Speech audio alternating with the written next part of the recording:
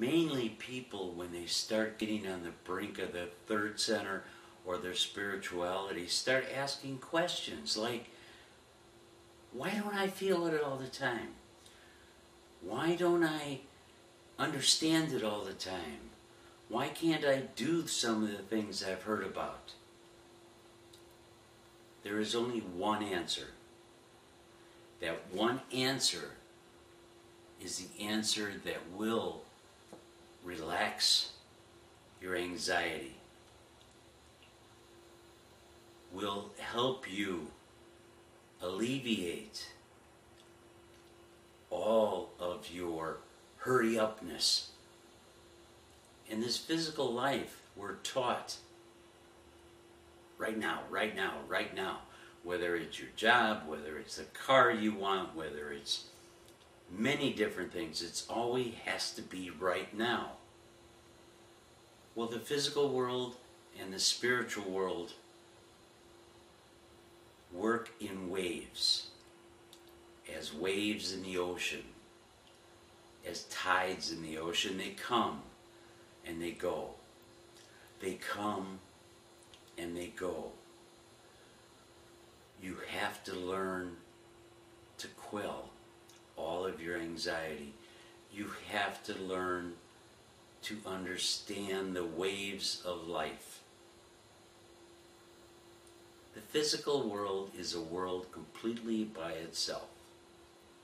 It is valid for what it is.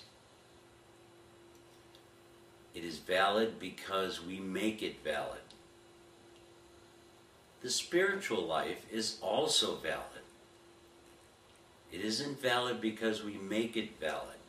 It is because it is valid. So when you learn to ride the waves, you simply understand more. When you are in a strong wave of physical, you understand the physical. When you're in a strong wave of the spiritual, you understand the spiritual. That is why I say you must be balanced. Balanced so you don't go to extremes. Now, don't get me wrong, it's fun to go to extremes once in a while, but let's look at it this way. If you go to an extreme in physical, it might take you years to get back to the balance, to understand the spirituality and the physical life that we live. If you have years to waste, by all means, go for the completely impossible end of the physical. Do everything. Do drunkenness, do sexuality, do money, do cars, do everything. Just remember, it is your choice. And it might take you years to get back to the point of balance where you can understand both the physical and the spiritual.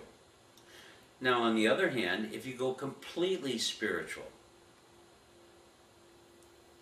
I mean completely spiritual, cut out the physical altogether, you will die.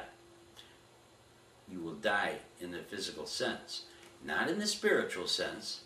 And in the long run, I guess that wouldn't be as bad, but you still have lessons to learn.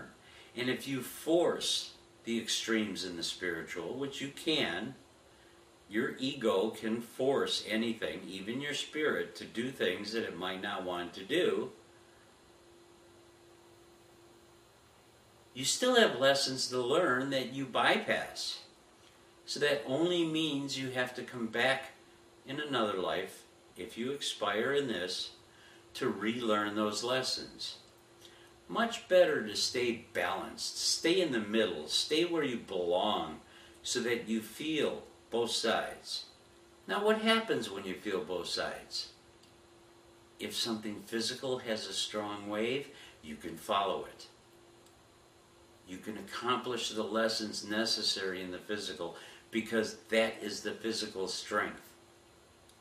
If you're balanced and you feel a strong wave going towards the spiritual, you can follow the strong wave to the spiritual and learn the lessons of the spiritual. The whole point is to take this balance to such a degree that it encompasses both the physical and the spiritual. So you have, shall I dare say, control, but you have control of your own life.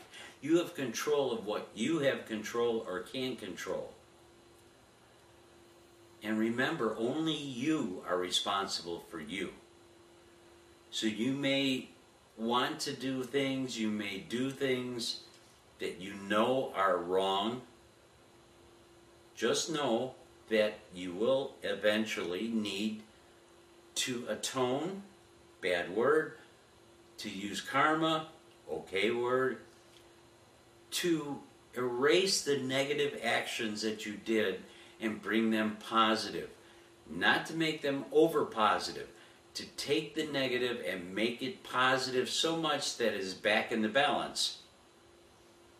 Our whole existence is to be balanced so that we can understand where we're going, why we're doing things, how we're doing things. We can advance to the balance and understand the completeness of the physical life. We can understand the completeness of the spiritual life. That is what balance is all about, to be one with both. If you are totally extreme on the physical side, you're drunk, you're having sexual, nothing wrong with sex. I've been married 37 years. Sex is awesome. That's not the point, because we are physical and we are animal to that point.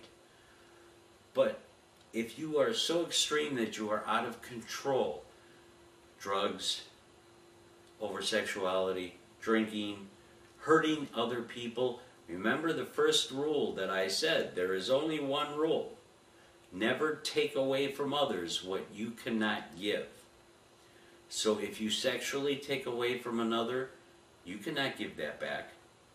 If you physically take away from another in any way, shape, or form, you cannot give that back. So that is breaking the only rule of physical, spiritual, and our existence.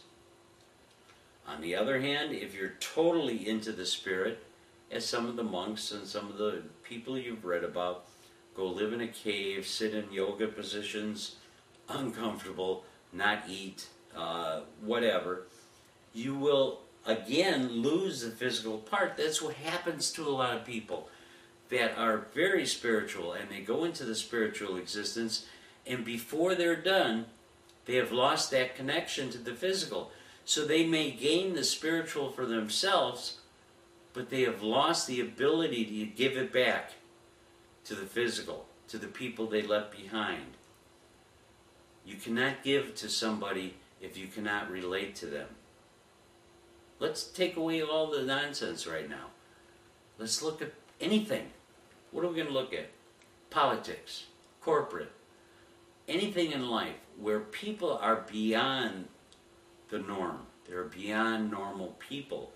So they have lost that connection. How can somebody worry about $50 to take their family out for dinner if they're worth millions? There is no connection. There is no understanding. The only way you find somebody with understanding is if they stay balanced and you stay balanced. Now, many of the, what do we call them, manifestations, very spiritual people, attained